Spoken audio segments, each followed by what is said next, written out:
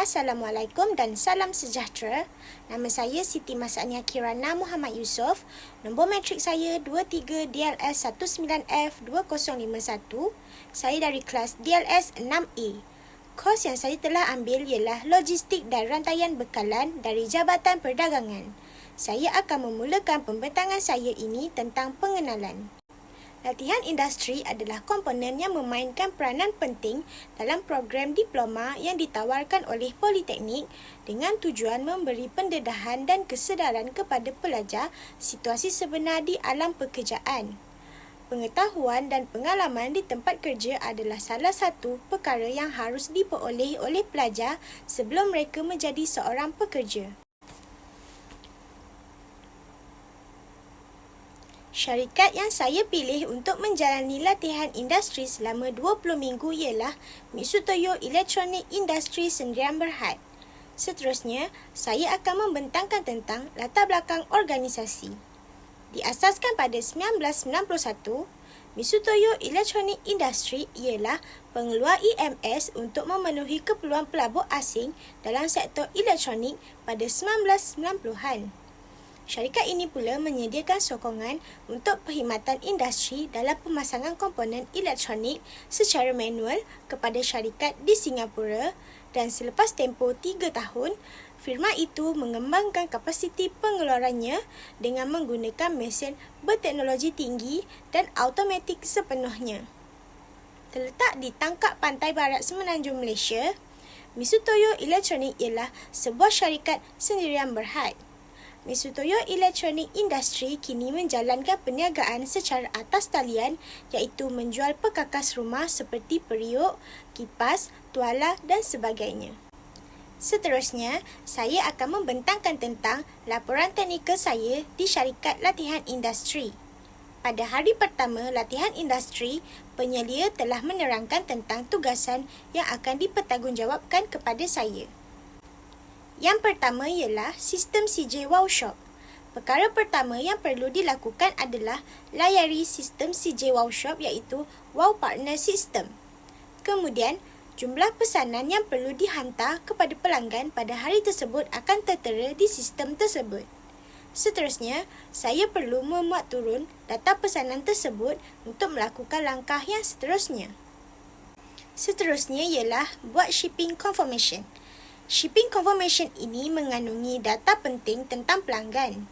Sebagai contoh, nama pelanggan, nombor telefon pelanggan, alamat rumah dan item serta kuantiti yang dibeli oleh pelanggan tersebut. Shipping confirmation ini perlu dimuat turun melalui Wow Partner System. Seterusnya, buat request form. Selepas membuat shipping confirmation, data yang berada di shipping confirmation itu perlu dipindahkan ke request form ini. Request form ini mengandungi data tentang nama item dan kuantiti item yang dipesan oleh pelanggan. Form ini akan diberikan kepada pekerja di bahagian store untuk pengambilan barang yang telah dipesan tersebut. Seterusnya ialah cetak A-Way Bill. A-Way Bill perlu dicetak untuk ditampal pada barangan yang telah dipesan oleh pelanggan. Kuantiti A-Way Bill perlu sama dengan jumlah order pada hari tersebut untuk mengelakkan kesalahan atau barang tidak sampai kepada pelanggan. Seterusnya ialah Key in Stock Card. Proses memasukkan data dalam stock card ini dibuat setelah proses packing order CJ Wow Shop selesai dibuat. Data dalam stock card ini amat penting untuk syarikat mengetahui jumlah baki sesebuah barang tersebut. Jadi, saya perlu memasukkan data dengan teliti dan berhati-hati supaya kurang atau tiada kesalahan yang berlaku. Data penting yang perlu dimasukkan ke dalam stock card ialah nombor rujukan dan kuantiti item yang telah keluar pada hari tersebut. Seterusnya, semak stock card manual dan Excel untuk pastikan jumlah baki adalah sama. Syarikat ini mempunyai dua stock card iaitu manual iaitu ditulis dengan tangan dan Excel iaitu diisi melalui komputer. Stock card manual adalah diisi oleh pekerja di bahagian store. Jumlah baki stock card manual dan Excel perlulah sama supaya tidak ada kekeliruan atau permasalahan yang akan berlaku. Pelajar perlu semak satu persatu. Jika ada yang tidak sama, pelajar perlu menulis nama produk tersebut, seterusnya memberitahu kepada penyelia untuk tindakan yang seterusnya. Kebiasaannya, jika jumlah stok kad manual dan Excel tidak sama, penyelia akan meminta pelajar atau pekerja di stor untuk kira semula jumlah baki produk tersebut untuk menyelesaikan masalah ini. Selepas dikira, barulah dapat mengenal pasti sama ada stok kad manual atau stok kad Excel yang salah. Kesalahan selalu terjadi kerana yang dipertanggungjawabkan untuk memasukkan data ke dalam stok kad tidak memasukkan data terbaharu ke dalam stok kad tersebut. Data terbaharu yang dimaksudkan adalah jumlah barangan yang telah keluar pada hari tersebut. Yang terakhir ialah cetak ID tag. ID tag ini bertujuan untuk ditampal ke kotak supaya lebih mudah untuk mengenal pasti barangan di dalam kotak tersebut tanpa perlu membuka kotak. Maklumat yang ada di ID tag ini ialah kod produk dan nama produk tersebut serta kuantiti. Setelah dicetak, ID tag ini akan ditampal di setiap kotak. Pihak di bahagian production akan meminta pelajar membuat ID tag tersebut. Setelah siap dicetak, pelajar perlu memberi ID tag tersebut kepada pihak production untuk mereka meneruskan tugasan menampal. Yang terakhir ialah filing dokumen. Selain dari membuat proses ECMC CJ Workshop dan stock card, saya juga perlu membuat filing dokumen. Antara contoh dokumen ialah delivery order, good receive note, purchase order, tally sheet dan customer order.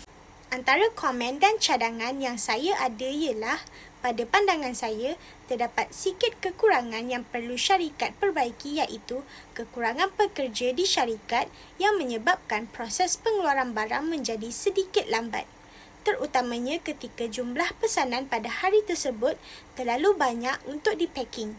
Selain itu, syarikat juga perlu perbaiki dari segi menyediakan tempat khas yang selesa untuk pekerja makan dan berehat pada waktu rehat.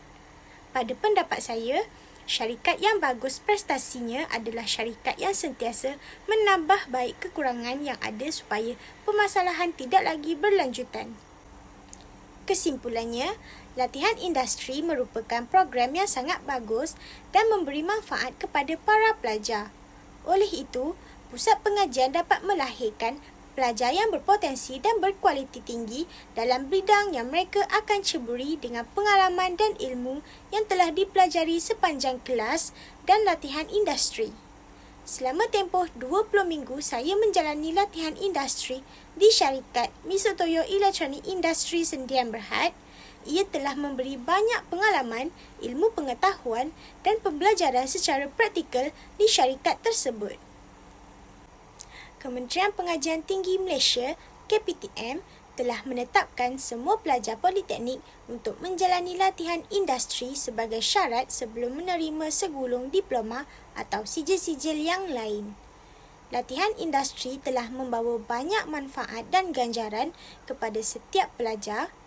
Latihan industri adalah bertujuan untuk mendedahkan pelajar kepada suasana persekitaran kerja yang sebenar.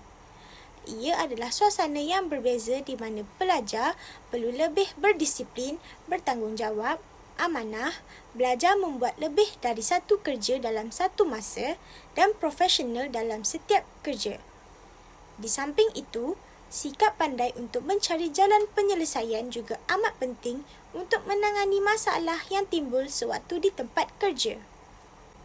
Ribuan terima kasih diucapkan kepada pihak Politeknik Nilai dan pihak Misutoyo Electronic Industry Sdn Bhd kerana sudi menerima kehadiran pelajar dengan senang hati dan tidak pernah gagal untuk memberi bimbingan dan tunjuk ajar dalam tempoh ini.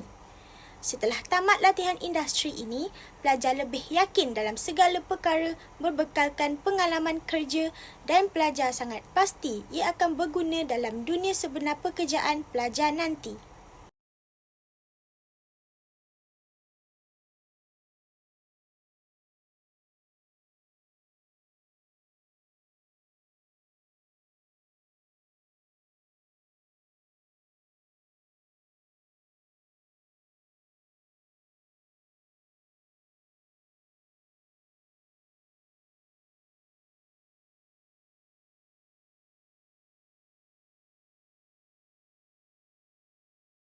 Sekian sahaja dari saya. Terima kasih. Assalamualaikum dan salam sejahtera.